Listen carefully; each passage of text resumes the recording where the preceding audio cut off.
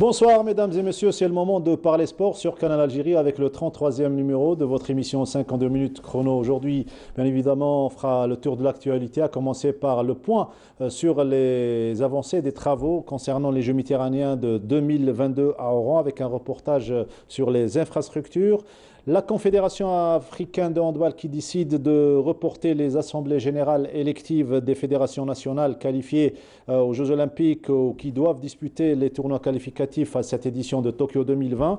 Volleyball, la reprise du championnat a été fixée par la fédération au 25 septembre et dans la deuxième partie qui sera consacrée au musée des sports, on reviendra sur la meilleure participation algérienne à un championnat du monde d'athlétisme. C'était à Tokyo, souvenez-vous, en 91, où l'Algérie avait réussi à glaner trois belles médailles, deux en or grâce à Boulmarqa et Morsli, et une en bronze sur le 3000 mètres steeple signé Asdin Brahmi. Tout cela avec notre invité aujourd'hui et notre consultant qu'on retrouve avec grand plaisir chaque lundi. Nordine, bonsoir.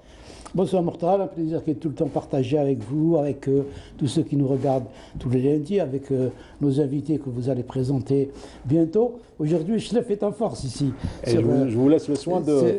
Sur le plateau. Oui. Et puis malgré le confinement, donc, le sport continue sur Canal Algérie, donc on n'arrêtera jamais. Et il y aura toujours des choses à dire, notamment quand on reçoit quelqu'un de la valeur de Al-Hajj Gouasmi, Mohamed de Gouasmi, donc quelqu'un qui a beaucoup donné pour le sport en général et l'athlétisme en particulier.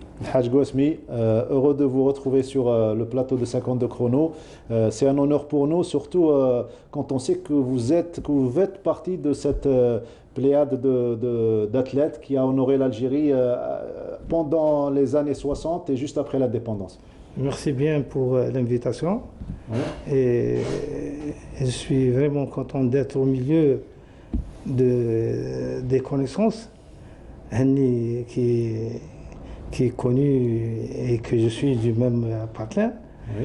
Et Hammani, j'ai travaillé avec son père plutôt beaucoup plus et nous a aidés à l'époque. Et maintenant, je suis avec son fils. C'est un honneur. C'est un honneur que vous soyez parmi nous. En tout cas, certainement, les téléspectateurs vont apprécier ce moment sport consacré surtout dans la deuxième partie à la meilleure participation au championnat du monde d'athlétisme. C'était à Tokyo. Vous étiez à l'époque entraîneur national. Mais avant cela, pour les jeunes d'aujourd'hui qui ont l'habitude de vous voir au stade annexe, entraîner, beaucoup d'entre eux ne savent pas que vous êtes l'un des premiers champions des années 60, juste après l'indépendance. Oui, à l'époque, on pratiquait le foot et j'étais, pour ne pas dire un grand joueur, j'étais un joueur. Oui. Je jouais sur Orléansville, qui était à l'Asnam avant d'être Orléansville, et maintenant à Seychelef. J'ai joué en junior avec une grande équipe junior de football.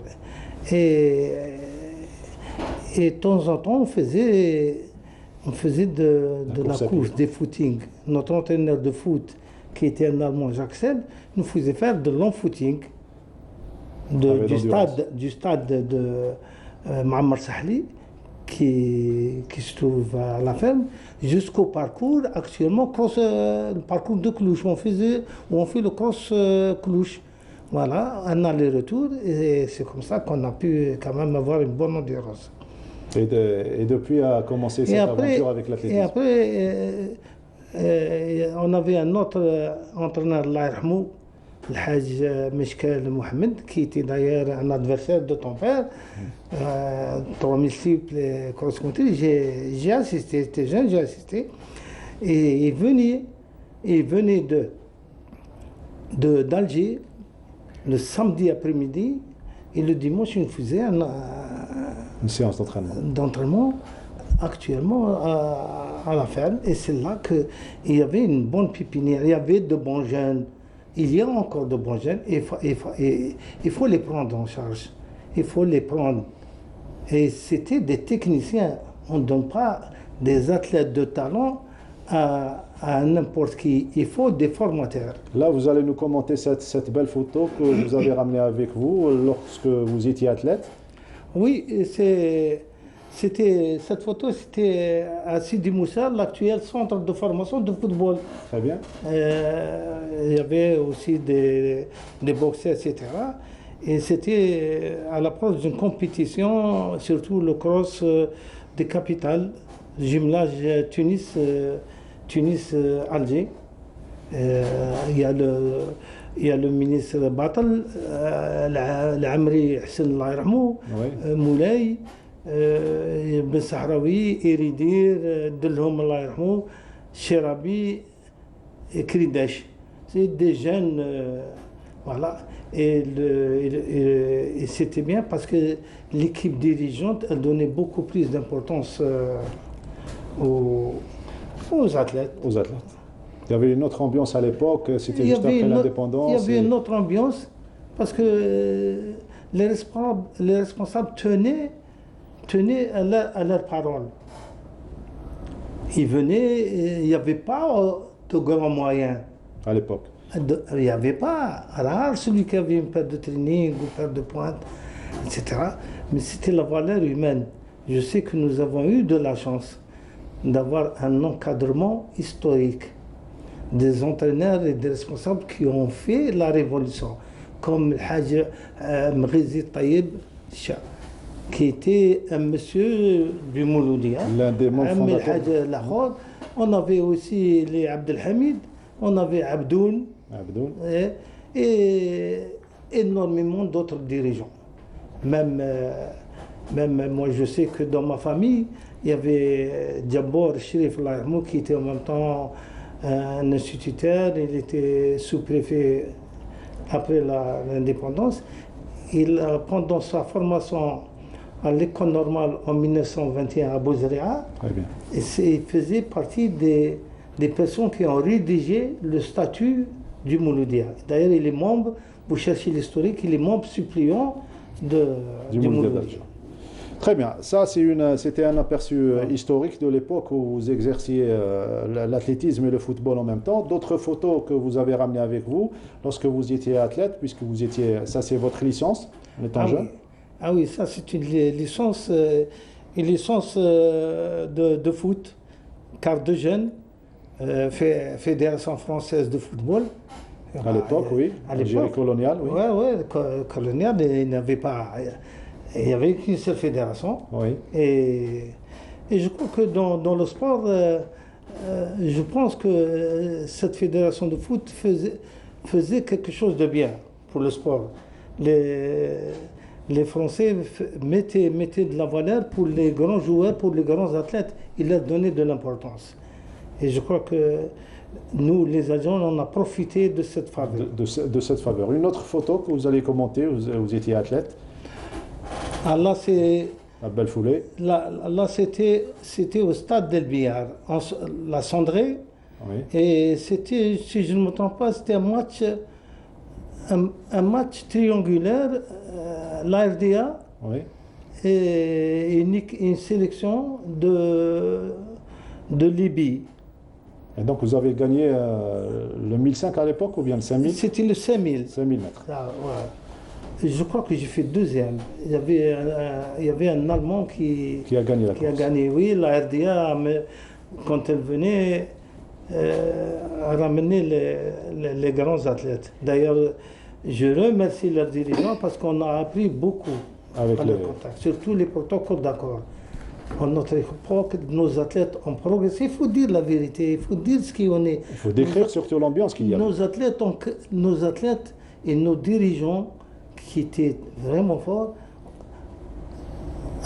grâce à ces protocoles d'accord, nous avons progressé à pas de géant. C'était des sparring partenaires qu'on ramenait chez nous. Bien sûr, n'importe quel athlète, moi j'ai tout schéma inscrit, n'importe quel athlète de niveau, qui a un niveau, faisait 6 à 10 meetings par an. Protocole d'accord. C'était bien. Ça vous permettait de côtoyer les grands dans toutes les disciplines, volley, etc. Et nous avons beaucoup progressé. Il faut dire ce qu'on est, surtout avec la RDA. Vous venez de décrire l'ambiance des années 60. L'Algérie a progressé dans pas mal de domaines, notamment dans le domaine sportif. Il y a eu les Jeux méditerranéens de 75. On a organisé pas mal d'événements. Et là, on s'apprête à organiser les Jeux méditerranéens de 2022.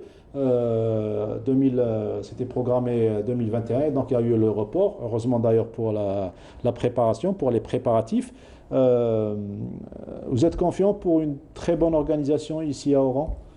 D'abord, si vous permettez, je reviens légèrement en arrière. Les Jeux méditerranéens, je me souviens en 1971, quand même, Izmir. à Izmir, à l'époque j'avais participé, j'ai fait 5e sur 5000, c'était le niveau fort, et j'ai fait 6e sur 10 000.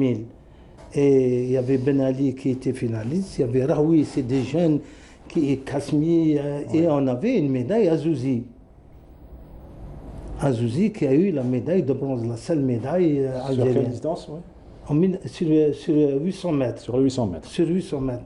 Et je me souviens, il y avait Houssine Boudif, Allah yarhamou, qui avait assisté, Boudjima Kader, sur les haies, Djouad Mohamed, Allah yarhamou. Barakchi? Non, il n'y avait pas Barakchi. Barakchi, c'était avant les Jeux de Ganfo, il a gagné la médaille d'or avec un record. Sans longueur. Bendifal Ahmed, voilà. Il y avait et Barakchi avait gagné aussi les Jeux de l'amitié à Dakar. À Dakar, voilà. Et ensuite, en 71, l'Algérie commençait. Je vais vous dire pourquoi. On avait de grands dirigeants en athlétisme et au ministère. Voilà, on a commencé. Et je crois qu'en 75, il y avait quelque chose d'extraordinaire. On a eu quand même à Rahoui médaille de 3000 cibles et médaille sur 10 000. Ouais. Et on a eu Djouadi, médaille d'argent sur 800 mètres.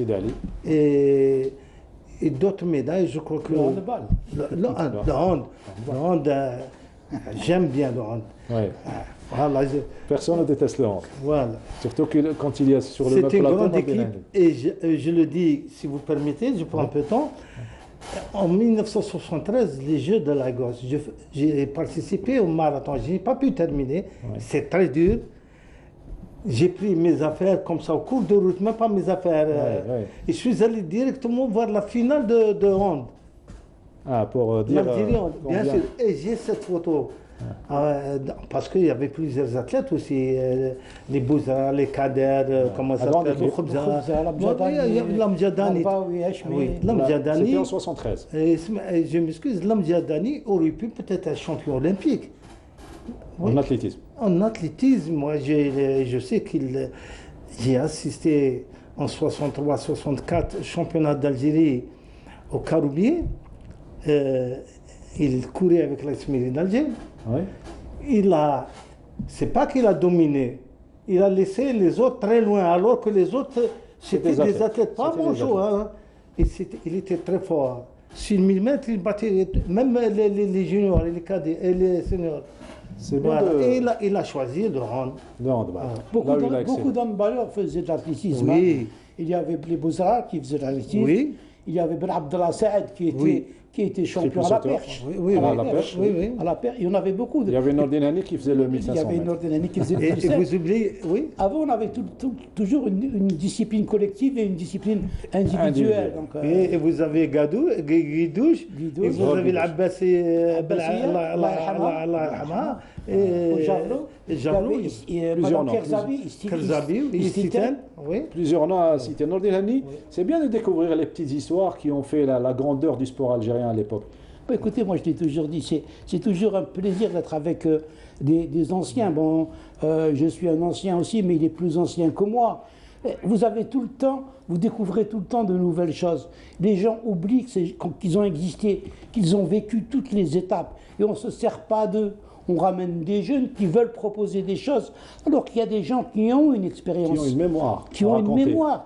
Je vois ce qu'il est en train de raconter. Ma mémoire n'est pas aussi fraîche que la sienne. Avec des dates bien précises. Avec des dates, avec des noms. Donc, c'est des gens comme ça dont on a besoin. Ils n'ont pas besoin d'être rémunérés, ils ont besoin d'être considérés, d'être là derrière, de conseiller, d'être déconseillés. Pourquoi ne pas utiliser... De faire partie de ce projet dont on parle depuis des années. Depuis des années, donc on essaye de réfléchir, alors qu'il y a la réflexion, elle est toute faite. La base doit se faire à partir de la mémoire. Il a parlé des anciens athlètes, il a parlé aussi des anciens dirigeants. On va revenir à ce Mohamed Baghdadi. C'est quand même quelqu'un qui a beaucoup ramené au sport algérien. Les deux, si Mohamed, ils sont encore là. Il y en a beaucoup qui peuvent ramener au sport algérien. Mais on les ignore, on les oublie, on essaie de passer à autre chose, alors que tout est prêt. Là, on a dit dans l'une de ses chansons, les alors, revenons donc à ces Jeux méditerranéens de 2022 que l'Algérie doit organiser. Donc ça sera à Oran. Pratiquement les travaux avancent à pas de géant, comme vous allez le découvrir à travers ce reportage signé à partir de la station régionale d'Oran, signé Sofiane Benzerda. Le commentaire est de Sid Ahmed Bouraïb.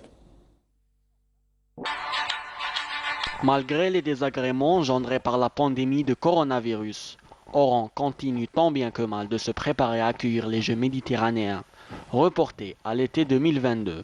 Parmi les enceintes qui connaissent un taux d'avancement considérable, le stade olympique de 40 000 places, notamment après l'achèvement des travaux de pose de la pelouse en gazon naturel. Le taux de réalisation est d'environ 92%. Il nous reste la piste et quelques travaux secondaires qu'on attaquera très prochainement. Quant au second stade de 4300 places dédiées à l'athlétisme, la pose du gazon et la réalisation de la piste sont toujours en suspens. Les travaux au niveau de la salle omnisport et du complexe nautique, quant à eux, avancent à un rythme appréciable. Malgré la crise sanitaire, on a enregistré un taux d'avancement très élevé, notamment grâce aux équipements et matériels qui a été disponible. Le taux d'avancement au niveau du village méditerranéen est d'environ 78%. Les organisateurs insistent pour que cet établissement réponde aux normes dictées par le Comité international des Jeux méditerranéens afin d'accueillir les délégations dans les meilleures conditions possibles. Au début de l'épidémie, nous avions connu une légère baisse dans la réalisation. Le village méditerranéen sera d'un niveau 3 étoiles avec 4280 lits, en plus de 3 restaurants.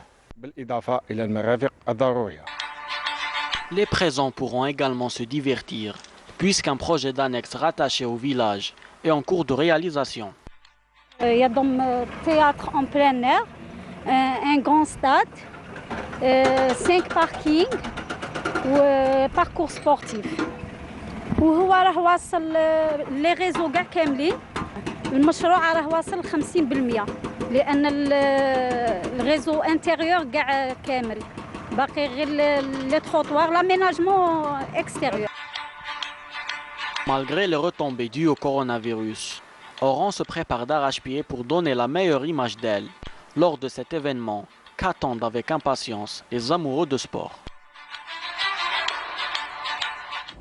Et elle sera prête, Inch'Allah, en 2022. Content de voir les avancées des travaux à Nordinani à un certain moment. Ammar Haddadi, le président du comité international des Jeux méditerranéens, avait exprimé son inquiétude il y a de cela 2 années, mais là, depuis l'arrivée de Salim Ilas et de toute son équipe, ça se passe plutôt bien. Oui, je pense que c'est un pari qui a été pris par l'Algérie. L'Algérie a toujours réussi ses paris. On a parlé des Jeux méditerranéens 75. 75, ça fait longtemps déjà qu'on a organisé des Jeux. On a organisé des Jeux africains. On a organisé pas mal de manifestations. L'Algérie est prête, il l'a dit. On a des hommes, on a des compétences, on a les moyens. Et en plus, c'est un patrimoine qui va rester pour les Algériens. La région ouest, le sport a périclété ces derniers temps. Il n'y a plus de sport à l'ouest, il faut le dire. Tout a disparu, le handball, le foot, le volley, tout a disparu à Oran. Ça va rebooster un petit peu le sport à l'ouest. Ça va permettre également d'être un patrimoine pour les sportifs algériens après les Jeux méditerranéens. Donc Tout ça, c'est quelque chose de positif. Ça va nous booster et j'espère que ça va être le déclic pour que le sport algérien redevienne ce qu'il était avant. Il l'a été dans les années 70, 80. Faut le dire, on était au sommet dans presque toutes les disciplines. Ça marchait, on pouvait organiser n'importe quelle manifestation. Et maintenant, on a peur de faire des Jeux méditerranéens. Non, je pense que le pari sera tenu. Hadj Gouasmi, c'est une aubaine, le report des Jeux d'une année? J'ai dit Rabbi Ma'ana. Le report, si les Jeux auraient eu lieu à la même date, je pense que ça aurait été la catastrophe. Anna, pour moi, ça aurait été peut-être la catastrophe. Parce qu'on n'était pas déjà encore préparés. Et comme il vient de le dire, il a tout à fait raison, c'est une bonne analyse. Hein. Et Inch'Allah, 2022, ça va être encore juste. Parce que préparer les athlètes d'un niveau mondial, parce que ça va être le niveau mondial, les Jeux méditerranéens. Et moi, je parle du domaine de l'athlétisme. Quand je vois autour de moi les athlètes qui s'entraînent dans toutes les disciplines, il y a des talents, il y a des athlètes, mais ils ne sont pas préparés. Alors, il faut les préparer. Il ne faut pas dire à un athlète, c'est un exemple, voilà, prenez, on vous envoie au Kenya ou on vous envoie en Éthiopie, ni encadrement, ni rien. Et là, on envoie un groupe d'athlètes se préparer en fonction d'un objectif. D'une stratégie. Bien sûr. Pourquoi faire un stage alors qu'après il n'y a pas de compétition? Tout est en fonction de l'objectif. Premier sommet, deuxième sommet, et le grand sommet. Il n'y a pas, on n'en voit pas. Et c'est catastrophique parce que je ne veux pas m'étaler, parce que ce n'est pas la première fois qu'on voit des athlètes se préparer seuls, alors que ce sont des athlètes de niveau, pour ne pas dire de grands talents. Il faut les prendre en charge. Ce qu'il vient de dire Sihani, moi je le remercie avec cette analyse. En principe, les gens doivent comprendre les messages. Bien sûr, c'est très important. Organiser, on peut organiser, mais sur le plan résultat, ça va être Inch'Allah. Et vous avez raison de le dire que les meilleurs seront là ici, puisque ça intervient 2 années avant les Jeux de 2024 à Paris. Et ça sera le seul événement majeur qui précède cette Olympiade de Paris. C'est d'abord une répétition avant les Jeux Olympiques. C'est aussi des athlètes qui vont être assoiffés. Avec ce confinement, ils n'ont pas participé à des compétitions, donc ça va venir juste après donc, le confinement, Inch'Allah, si ça doit s'arrêter. Donc c'est des gens qui vont vouloir revenir sur les terrains, revenir sur les pistes. C'est beaucoup de choses. Et là, si on peut en parler, c'est la dernière décision du ministère de la Jeunesse et des Sports qui a décidé de donner maintenant les moyens aux athlètes qui sont soit qualifiés aux Jeux Olympiques de Tokyo, soit qui ont des tournois qualificatifs. Ça fait 2 mois qu'on dit qu'il ne faut pas que les athlètes s'arrêtent. 4 mois d'arrêt, c'est beaucoup. Et il a raison, Mohamed Gouasmi, quand il dit qu'il a peur des résultats. Quand un athlète, pendant 4 mois, ne fait rien, c'est difficile de rattraper ce retard. On a toujours dit que les athlètes de haut niveau, il fallait continuer à les prendre en charge. Il fallait leur donner des moyens. C'est facile de les confiner. On a parlé du centre de Ben Aknoun, le centre militaire. Et c'était le CNEPS de Ben Aknoun avant. Tous les athlètes étaient regroupés là-bas. Les militaires, on sait quelle rigueur, quelle discipline ils ont, peuvent prendre ça en charge et donner la chance à ces athlètes de continuer à se préparer. C'est vrai que ça ne remplace pas la compétition, mais s'arrêter, c'est mettre un frein définitif à sa carrière. Après 4 mois, c'est stopper l'élan positif. C'est stopper l'élan, c'est difficile de revenir. Et Mohamed a tout à fait raison de dire qu'on aura peur des résultats parce que les meilleurs seront là, les Jeux méditerranéens, le pourtour méditerranéen, c'est les grandes puissances mondiales, c'est les grandes puissances mondiales. Et vous avez raison de rappeler que l'Oranie doit profiter toute la région de l'Oranie doit profiter de ces Jeux méditerranéens pour donner un sang neuf au sport dans cette région. Il y a une chose qu'il faut faire, qu'il faut lui donner son importance, c'est que les Jeux méditerranéens, ça va être des Jeux à 25 pays, entre 23 et 25 pays, ce n'est pas plus. Avec la Croatie, la Slovénie, etc. Des mini-Jeux olympiques. Et le niveau aussi, c'est l'ex-Yougoslavie. Et le niveau, ça va être très très fort. C'est pour cela que, par exemple, en natation, en athlétisme, en boxe, c'est pour cela qu'il faut, comme il a dit notre consultant, il faut prendre en charge la responsabilité dans chaque discipline. Dans chaque discipline. Il faut dès maintenant, on doit savoir à peu près à 60% qui va participer. Qui va participer. Parce qu'il ne faut pas investir et un an avant les Jeux ou 6 mois avant les Jeux, les athlètes ne sont pas encore prêts ou ils sont blessés, etc. Il faut mettre la valeur à sa place. Très bien, la valeur à sa place, on l'aura compris. On va vous retrouver dans la deuxième partie consacrée au musée des sports. Quelques informations concernant cette fois-ci le handball avec la Confédération africaine qui a décidé de reporter les assemblées générales électives des fédérations nationales dont les sélections sont qualifiées pour les Jeux ou vont disputer les tournois qualificatifs de qualification olympique. Sage décision, Nordine Hani? Je pense, moi j'ai pas compris pourquoi c'est la Confédération africaine qui doit décider pour chaque pays. Normalement c'est à la tutelle de décider, c'est à l'Algérie de décider. L'Algérie c'est elle qui va organiser les tournois qualificatifs, que ce soit Flen ou le Fulton qui est à la tête de la fédération, ça ne changera rien puisque c'est une institution qui reste.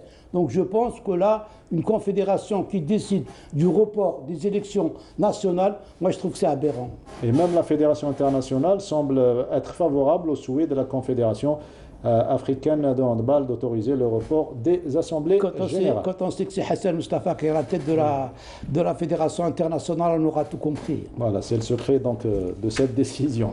Volleyball, sachez que le championnat national du Super Division, suspendu depuis mars dernier en raison de la pandémie du nouveau coronavirus Covid-19, reprendra ses droits sous réserve le vendredi 25 septembre prochain. C'est ce qu'on a appris auprès de la Fédération algérienne de volleyball. Ainsi, le calendrier se poursuivra avec les 12 journées encore non jouées de la Super Division Hommes et 6 journées du championnat féminin, alors que la Coupe d'Algérie a atteint le stade des 8e de finale. Voilà pour l'information nationale. Passons à l'information internationale avec ces brefs signés Sid Ahmed Bouraï.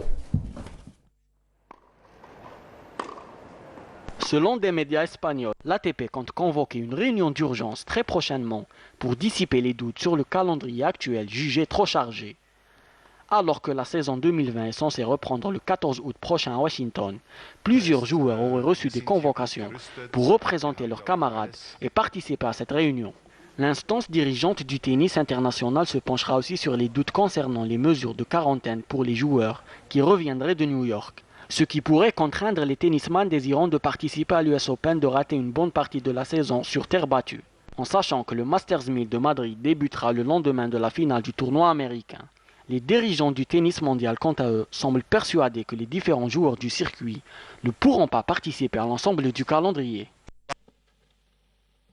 Paris gagnait pour l'UFC avec son concept inédit unique en son genre, le Fight Island qui a démarré cette semaine. Une île complètement fermée est mise à la disposition de la plus grande compagnie de MMA au monde pour organiser ses tournois tout au long du mois de juillet.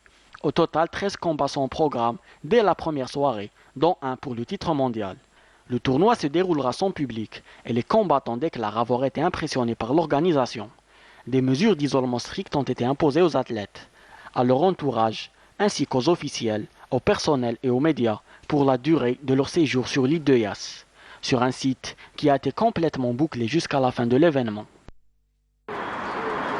Interrompue en mars dernier en raison de la crise sanitaire, la Ligue des Champions fera son grand retour le mois prochain.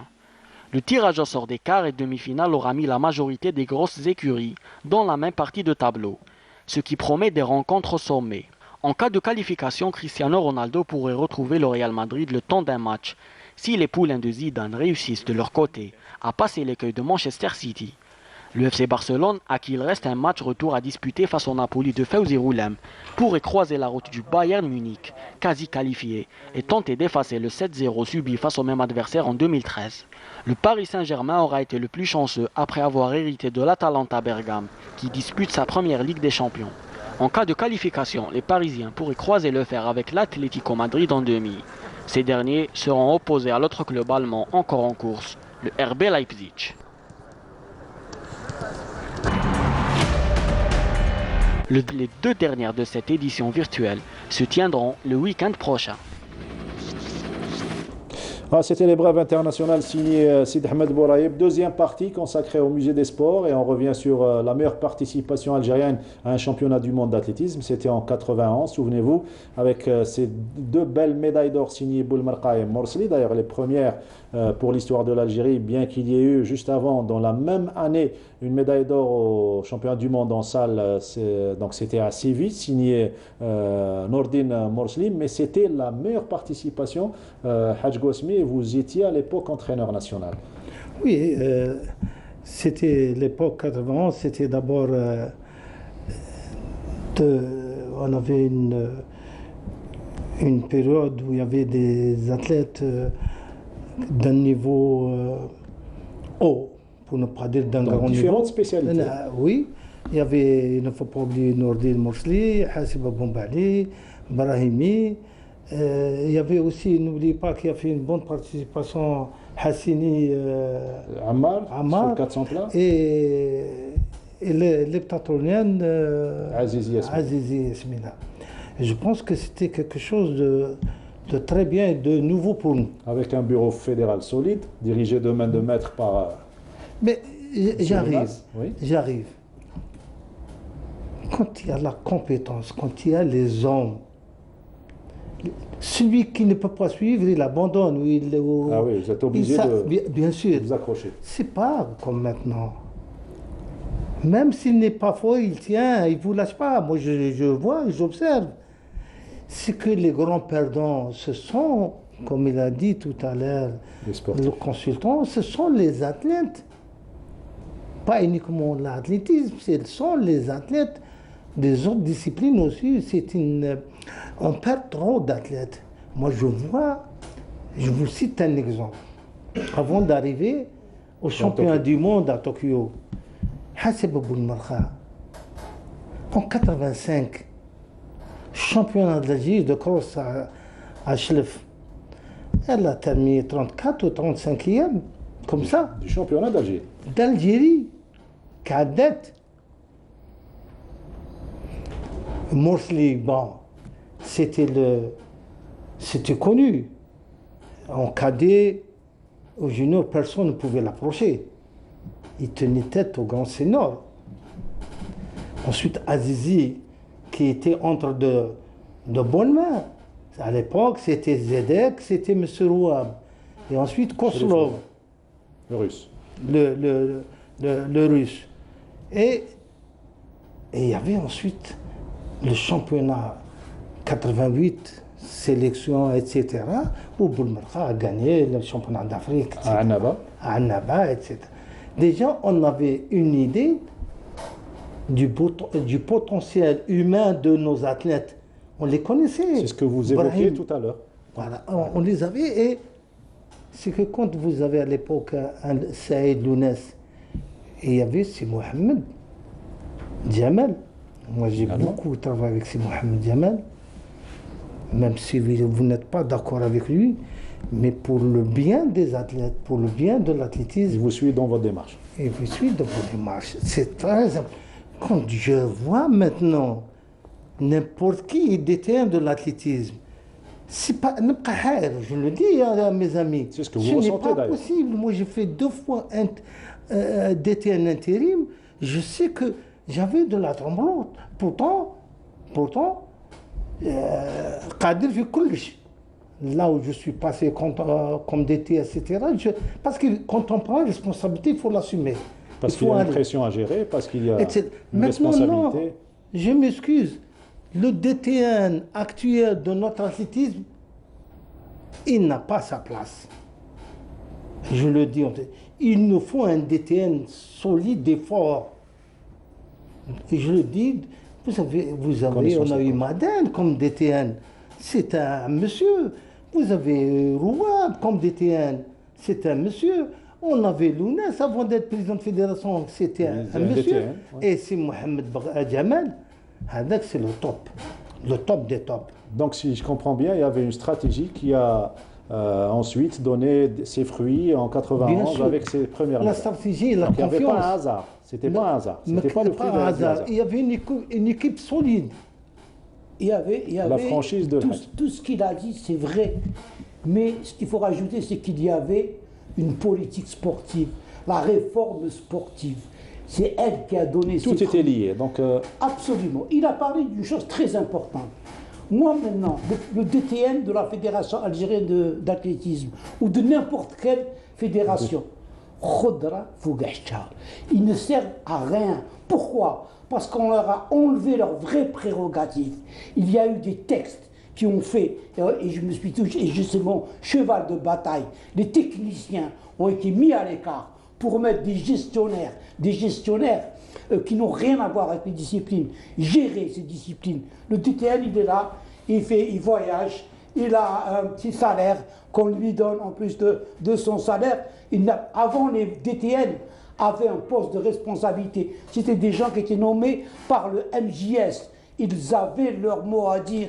C'était eux qui faisaient la politique de la fédération. Je défie n'importe quelle fédération maintenant de dire qu'elle a un véritable DTN qui fait la politique sportive. C'est faux et il a entièrement raison. Voilà, c'était une petite parenthèse pour un petit peu faire la différence entre ce qui se faisait de bien à l'époque et actuellement. Et je termine pour les Jeux. On revient aux mondiaux de 80. Il ne faut pas oublier que Morsli venait d'avoir une médaille d'argent au championnat du monde junior au Canada. Sur le c'était en 89. Et Morsli, il était dans un groupe dont j'avais la responsabilité, qui était la SSA. Je ne parle pas de l'équipe nationale. Oui. Et les responsables de la sûreté nationale, à l'époque, qui n'étaient pas responsables des sports, mettaient à la disposition de ces athlètes tous les moyens dont je ne pouvais pas les avoir ailleurs. Je le dis en toute sincérité. Et ils n'ont pas au Mouloudia. Non, le Mouloudia, c'est une autre chose. On ne touche pas au Mouloudia. Et j'arrive parce qu'ils avaient les moyens. Ouais. Le Mouloudia, c'est plusieurs disciplines. Oui. Ils avaient les moyens. La SSN, c'est la gestion d'un groupe. Quand on arrive à avoir des chambres à l'école supérieure de police, une alimentation spéciale, c'est normal que vous avez quand même Benida qui a fait la SSN. Vous avez Morsli, vous avez Bounour, vous avez de très grands athlètes. Je ne veux pas les citer au coup. Et de là, en 88 médailles d'argent, on savait que Morsli allait devenir champion du monde. Et je vais vous dire une chose Oui. En 88, Morsli avait réalisé les minima pour participer aux Jeux Olympiques de Séoul. Et j'avais posé la question, il avait fait les minima, est-ce qu'il va participer? Le monsieur en question, je n'aime pas citer les noms, il m'a dit non, on avait arrêté la liste. On avait arrêté la liste et ensuite les jeunes. Comme je ne me laisse pas faire, je travaille pour l'athlète, je ne travaille pas pour moi. Moi j'avais un salaire, je travaille, mais je j'ai une famille. Non. Cet athlète après s'est préparé, il a réalisé. Il m'a dit il est encore jeune. Oui. Je lui dis je m'excuse. Oui. C'est pas question de jeune, c'est question de participation. Et il va être très fort. La preuve, 91, il gagne. Il est devenu champion. Voilà. Alors, juste avant cette belle médaille d'or, il y a eu donc les championnats du monde de Séville en salle. Il avait confirmé donc statut de favori à quelques mois donc des mondiaux en plein air. Mais la veille de son titre en plein air, il y avait d'abord une influence positive venant de Hassiba Boulmarqa, en pleine décennie noire. La situation de la femme à l'époque, eh bien, elle avait relevé tous les défis pour gagner ce titre. On va suivre avec le commentaire de notre ami Ben Youssef Ouadia qui était présent à Tokyo. On va vous faire revivre ces moments forts en émotion. Boulmarqa quand elle avait décroché le premier titre pour l'Algérie, une belle médaille d'or sur le 1500 mètres. على السيرما في ال 200 متر الآن، في ال 200 متر الأخيرة تنطلق ميليمتي ووراها بولمرقا ومعها دورفسكي صاحبة اللقب في 3000 متر في هذه البطولة، صاحبة التجربة الكبيرة. تنطلق بولمرقا في ال 100 متر الأخيرة، بولمرقا تنطلق ومعها دورفسكي صابولانكو. بولمرقا راح تفوز بولمرقا تفوز أول لقب عالمي لصاحب المنتخب الوطني. حسب بولمرقا 4 دقائق 26 جزء من 100. هنيئا للجزائر. 10 جوليا والشعب السيد يلفي المبروك يا ولدي. كانت أحسن واحدة على المستوى العالمي.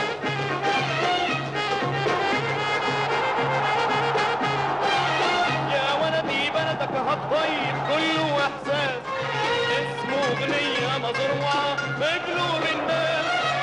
يا ولدي بلدك هالطيب كله إحساس، اسمه أغنية مزروعة بقلوب الناس. عيد الجزائر إعادة لليقظة الأخيرة، كانت محاولة من ظلمة ميليمتي. ثورة في المنعرج الأخير ثم الخروج بالمرقى. متفقة من طرف المنتخب السوفيتي والمنتخب الروماني. المنتخب السوفيتي كان شارك في هذا النهائي بثلاث متسابقات. عيد الجزائر عيد المشايخ، عيد الجزائر عيد المشايخ، عيد المشايخ والشعب الكل. يلفي المبروك يا ولدي يلفي المبروك، يلفي المبروك يا ولدي يلفي المبروك. راية المجد يا ولدي يوميها النور، يلفي المبروك يا ولدي يلفي المبروك.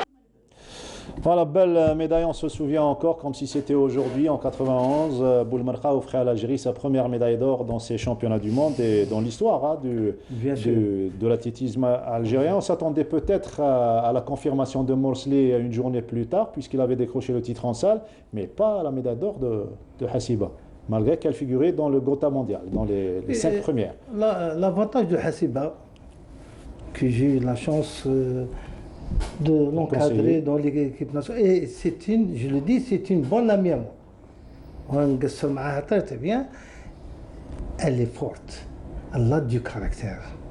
Elle me disait, je vais arriver. Mes objectifs, je vais les atteindre. Ainsi que Morsli aussi. Il me disait ça, je veux être champion du monde. Alors quand un athlète me parle comme ça, là, je vous dis sincèrement, j'ai peur. Mais je sais que cet athlète, tu peux lui donner tout le travail. Il était prêt à souffrir. À l'entraînement. Et ça, c'est très important. Mais je ne lui dis pas, on ne peut pas, c'est pas. Et je vais vous dire les choses, peut-être que Rahoui Boualem, c'est pas comme Rahoui Boualem, mais il quand il était moyen, il me disait, je lui dis non, c'est pas possible. Il faut travailler. Il ne faut jamais dire à un athlète tu ne peux pas arriver. Il faut travailler. Un an, je vais les battre. Quand nous, les Tunisiens, c'est que l'année d'après. C'était ce qui faisait la différence. Sur le plan mental, ces athlètes étaient prêts. Bien sûr. Et l'année d'après, au championnat maghrébin, je ne me souviens pas, c'était à Benghazi. C'était, je crois, en 69, c'était quelques mois avant le coup d'État. Très bien. Il a écœuré les Tunisiens. Très bien. Voilà comment je dis. Un athlète, il faut le laisser parler. Et voilà, sur le plan mental, et Morsli va confirmer une journée plus tard avec ce très joli titre sur le 1500 mètres. C'était une confirmation puisque quelques mois auparavant, en salle à Séville, il avait remporté également la médaille d'or au championnat du monde. Nordine Morsli, Hassiba Boulemarqa offrait à l'Algérie 2 belles médailles d'or à ces championnats du monde de Tokyo. Vous n'avez pas fait le déplacement, vous étiez ici à Alger certainement.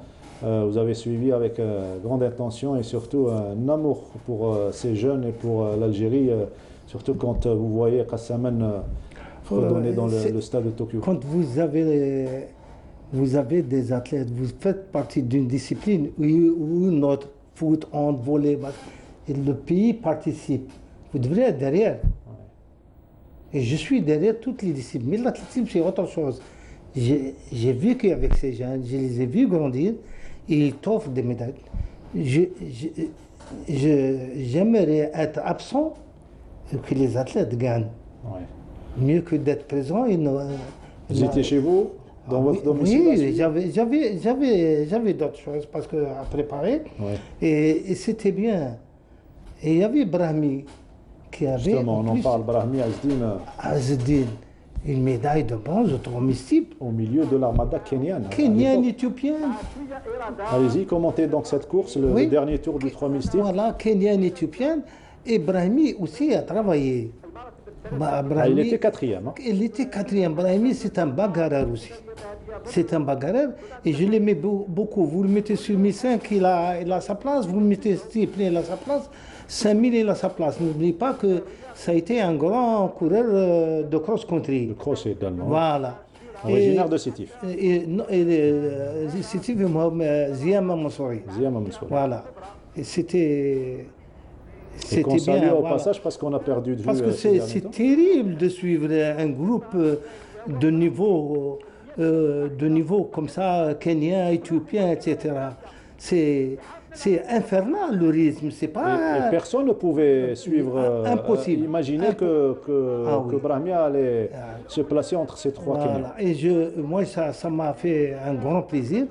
Je m'attendais qu'il soit parmi les 5 ou 6 premiers, mais pas troisième. Parce que il y a le tableau, il y a les statistiques. Et c'est comme ça que... Azizi Yasmina, dans une autre discipline purement technique et très difficile, puisqu'il fallait donc se placer sur le podium dans une discipline qui regroupe 7 spécialités, l'heptathlon. Oui, Azizi. Des épreuves combinées. Azizi a fait... Je le dis, je parle de cette athlète. J'étais son DTS à Cuba. Oui. Et Azizi, tout jeune, elle est venue et elle était bien encadrée. Et je crois que Azizi... entraînée par Mahor Bachar. Elle était d'abord entraînée par Zedek, qui était avec nous. Ensuite, Sherif Rouab. Ensuite, Koslov, qui était enseignant formateur à l'ISTS. Et ensuite, elle a terminé avec Mahor Bachar. Et je crois que chaque entraîneur a dû lui donner quelque chose de bien. Et c'était un petit peu sa faiblesse au lancer, notamment au lancer du javelot, qu'elle a perdu un petit peu, puisqu'elle était troisième avant l'avant-dernière épreuve. Ah oui. C'est dommage, c'est dommage. C'est une athlète extraordinaire. Travail. Un travail. La dernière épreuve, le 800 mètres. 800 mètres. Elle n'était pas tellement forte sur 800 mètres. Donc il fallait avoir beaucoup d'endurance, contrairement à l'Arbi Bourada au décathlon, c'est l'une de ses spécialités. C'est autre chose qu'on ne peut pas dire. Oui, côté. Donc, ouais. Et donc Azizi Yasmina termine 5e de l'heptathlon. Et puisque vous parliez tout à l'heure d'un groupe de jeunes qui a dignement représenté l'Algérie dans cette édition de championnat du monde de Tokyo, il y avait d'autres athlètes qui ne sont pas parvenus à gagner des médailles. On va suivre d'ailleurs. Il y avait Hassini sur 400 mètres. Là, c'est sur 800 mètres. Alors, Belkacem et Ahmed Belkacem qui est un athlète qui bagarre. Très belle foulée. Très belle foulée et il ne triche jamais, il n'a jamais triché. Et là, il a perdu de peu la qualification en demi-finale, puisqu'il perd la 2e place, la seule qualificative. Donc, les 2 premières places, coiffées sur le fil par un athlète français. Et Reda Abdelnouz également. C'est un athlète, c'est un monsieur. Et là, une classe. Dommage, il aurait pu être aussi médaillé. Je n'ai jamais compris. Quand même, il a fait une 44. C'est pas une performance négligeable. Comment Oui, donc Belkacem et Abdelnouz sur le 800 mètres. Kaïda Lotfi, qui est installé au Canada actuellement, entraîné par Abdelnour Belkhair, Cheikhna. Il n'était pas qualifié sur le... Et lui, il faisait le triple saut en longueur. Là, c'était en saut en longueur. Voilà. Donc, il s'était contenté d'un premier tour. Il ne s'est pas qualifié pour la finale, mais bien ça reste éduqué, bien poli. la tête sur les épaules. C'est la qualité d'un athlète de niveau. Kaïda Lotfi qui avait raté, mais qui faisait partie de ce groupe qu'on préparait donc, pour... et Atman Belfer, le grand Atman Belfer, le premier Algérien à faire une médaille dans un championnat du monde. En salle. C'était en 87. Voilà, en 87. salle. Entraîné par Abdelrahman Zedek. Là, il franchira 2,24 m alors que son record d'Afrique était de 2,28 m. Il ne s'est pas qualifié pour la finale de ces champions du monde de Tokyo. Il était en fin de carrière. Ça, c'est en plein air, oui. Il était en fin de carrière. Là, ça, c'est lors des séries. Donc, Atman Belfer avec toute sa classe. Et surtout le matin. Il n'aime pas sauter le matin. Personne n'aime concourir le matin. Ah oui. C'est un... Et Azaïch, que vous avez connu, oui, sur le 5000 mètres. Il réalise le 12e temps de sa série. Il ne s'est pas qualifié pour la finale. Il y avait également Mohamed Salem sur le marathon. Il avait payé cash sa débauche d'énergie puisqu'il s'était placé dans les premiers kilomètres auprès des meilleurs. Et donc, il n'a pas pu résister au rythme infernal imposé par Panetta à l'époque. L'athlète italien. Panetta est très fort, champion olympique. L'Italien et Mohamed Salem juste à côté. Donc, Selmi plutôt. Qui est actuellement dentiste à Rouen. Il est en France. Voilà. Ça lui fera certainement plaisir de revoir ces images. Je me souviens, on avait fait 2 marathons à Rouen. Oui. Et il y a toujours... il y avait un Français qui aimait les Algériens, il aimait la révolution Tahom. Il est venu, il m'a dit... Pardon, juste pour voir Hassini Ammar également. Oui. Il est installé en Allemagne. Oui, en Allemagne. Ça doit lui faire plaisir de voir qu'il avait couru auprès de celui qui allait gagner le titre, Pettigrew, dans l'américain. Il est fort, Ammar aussi. Il aurait pu être champion du monde junior s'il n'avait pas chuté, souvenez-vous, lors des 40 derniers mètres. Il était en première position. Vous savez, le milieu, l'encadrement, l'entourage. La qualité de la prise en charge. Il y a des choses aussi chez nous. Ça ne laisse pas les athlètes d'avancer. Il est loin de sa performance, mais il a quand même participé avec un temps de 47 secondes et 3 centièmes. Voilà, l'Américain qui termine en première position. Voilà, ça c'était pour les autres résultats. Ensuite, il y a eu un accueil triomphal ici à Alger suite à ces résultats réalisés. On va voir les images. C'est pratiquement l'équivalent du titre africain en football. Donc il y avait une foule immense pour accompagner ces athlètes. L'importance qu'on donnait à l'athlétisme à l'époque. Et donc il fallait les accueillir comme des héros. Je n'oublierai jamais cette journée parce qu'on attendait les athlètes et il y avait quelque chose de... Heureusement que ça n'a pas éclaté. On était à côté. Je peux parler.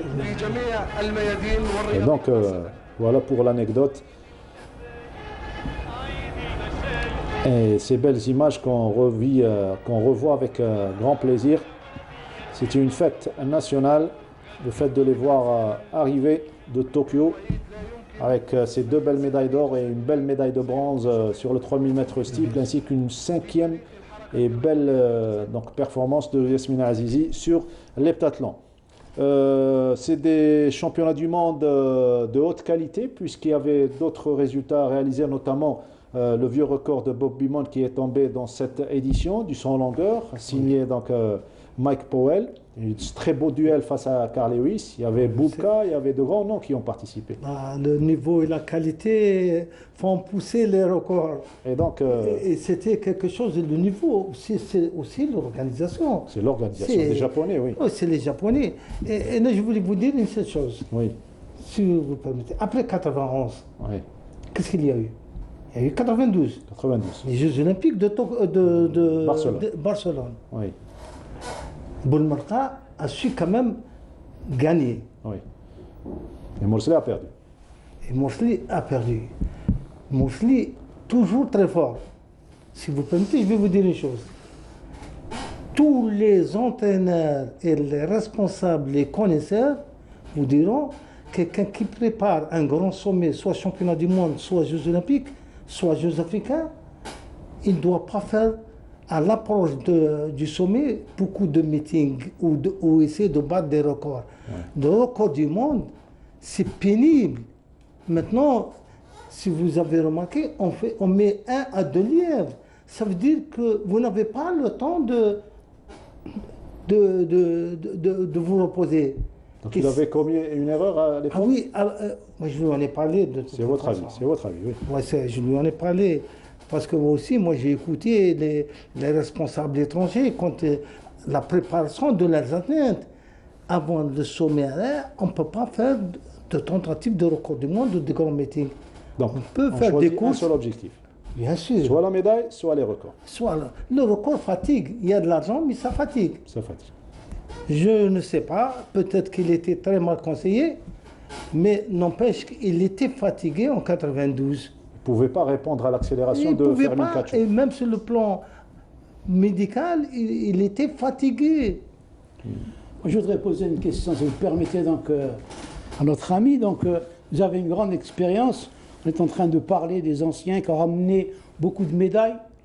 Y a-t-il des remplaçants à cette génération qui a fait de bons résultats? Est-ce que l'athlétisme a ses remplaçants? Ah, ses remplaçants.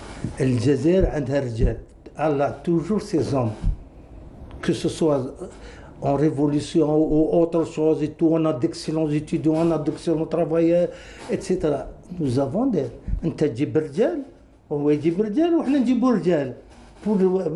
Est-ce qu'on a des athlètes? On a des athlètes. Mais là, je vous cite Aboub Miloud, médaille de bronze, un grand championnat du monde junior. 1500 mètres. 1500. Disparu de la circulation. C'est pas lui. C'est pas lui. C'est la continuité ici. Touel, il y avait les deux frères Touel, champion du monde junior sur 1005. Ouais. Champion du monde et 4e. Donc oui, il est. Il n'y a pas de continuité. Moi, je suis persuadé que s'il y avait la période des dirigeants connaisseurs, comme ça autour de sa table, ces athlètes. Il y a une maman qui vient de me poser une question. Vous connaissez tous, on lui fait un grand coucou. C'est Madame Khalili Msaouda, que tout le monde connaît au Chérif.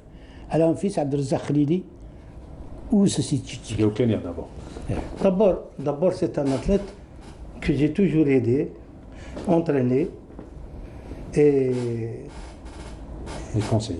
conseillé. Il a fait de bonnes performances. Ce n'est pas facile d'entraîner les jeunes d'aujourd'hui, je le dis en toute sincérité.